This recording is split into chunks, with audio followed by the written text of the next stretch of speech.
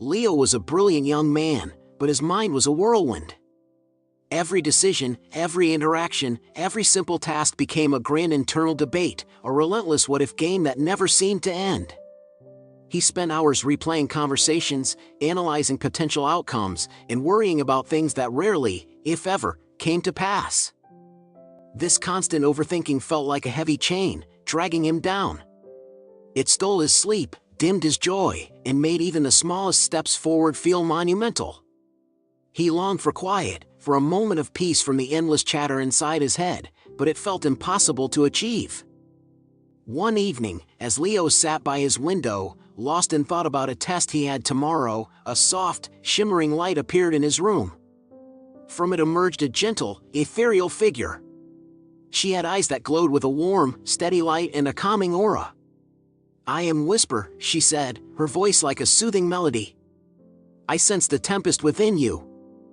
Leo, though startled, felt an immediate sense of calm in her presence, a rare reprieve from his busy mind. You know?" he asked, his voice barely above a whisper. Whisper nodded. "I am here to guide those who wrestle with their thoughts, to help them find the quiet spaces within." "But how?" Leo despaired, gesturing vaguely at his head. "It's like a battle I can't win. The thoughts just come, and they don't stop. I try to push them away, but they only get louder." Whisper smiled gently. "The mistake, dear Leo, is in fighting them. Imagine your thoughts as clouds in the sky. You cannot stop them from appearing, nor can you make them disappear by force. But you can change how you perceive them." She explained, "When a thought comes, observe it. Acknowledge it, like a cloud passing by. Oh, there's a worry about the test.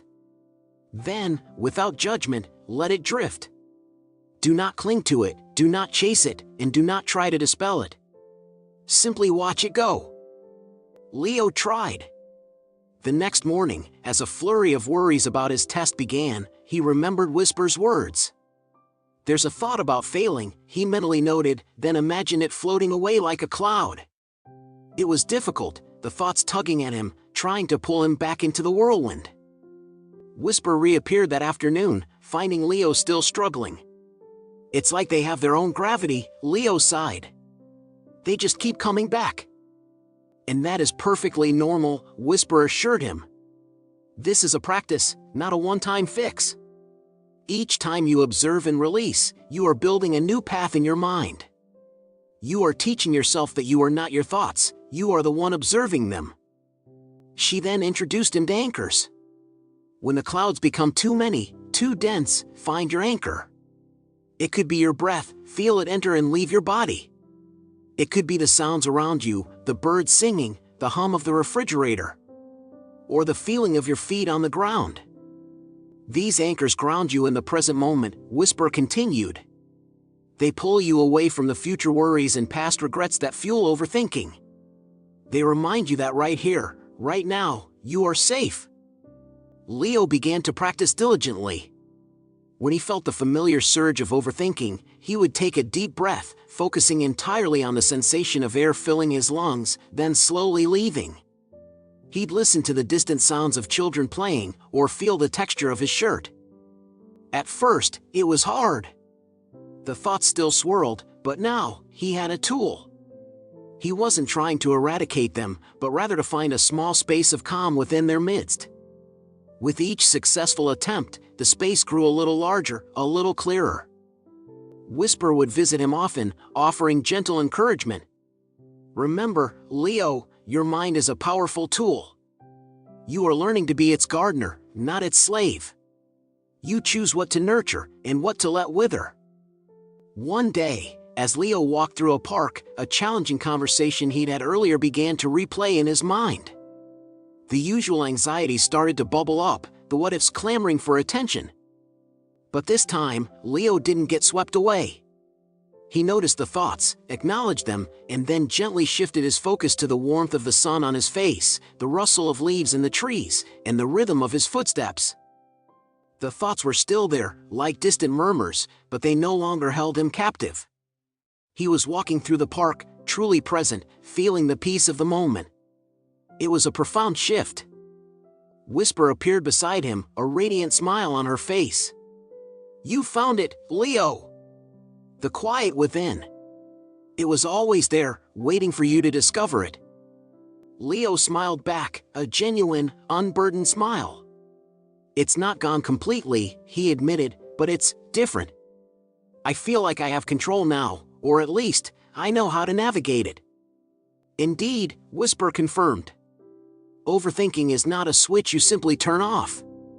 It's a habit, and like all habits, it can be rewired.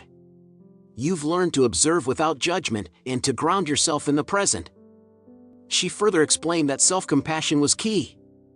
There will be days when the thoughts feel overwhelming again. On those days, be kind to yourself. Do not criticize yourself for struggling. Instead, offer yourself the same understanding and patience you would offer a dear friend. Remind yourself that you are learning, and every moment of gentle redirection is a victory. It's a journey, not a destination. Leo continued his practice, and over time, the tempest in his mind became a gentle breeze. He found clarity in his decisions, peace in his interactions, and a newfound appreciation for the present moment. His sleep improved, and his joy returned, brighter than before. He learned to accept that thoughts would come and go, but he didn't have to follow every single one down a rabbit hole. He could choose to let them pass, to observe them without attachment. His productivity soared, not because he was forcing himself, but because his mind was clearer, unburdened by unnecessary anxieties. He approached challenges with a calmer, more focused demeanor. Whisper, seeing the lasting change in Leo, knew her work was done. She gave him a final, warm smile. "The greatest battle, Leo, is often fought within. And you, my dear, have found your peace. Carry it with you." With a gentle shimmer, she began to fade, her light dissolving back into the air. Leo watched her go, a heart full of gratitude. He knew he wouldn't see her again in the same way, but her lessons would stay with him forever. He understood that managing his thoughts wasn't about eliminating them, but about changing his relationship with them. It was about developing mindfulness, patience, and self-compassion. From that day forward, Leo faced the world with a calmer, clearer mind. He still had thoughts, but they no longer controlled him. He was the observer, the peaceful gardener of his own mental landscape. His life blossomed as he embraced the present, letting go of the need to control every uncertain outcome. He learned that true peace wasn't the absence of thoughts, but the presence of conscious awareness.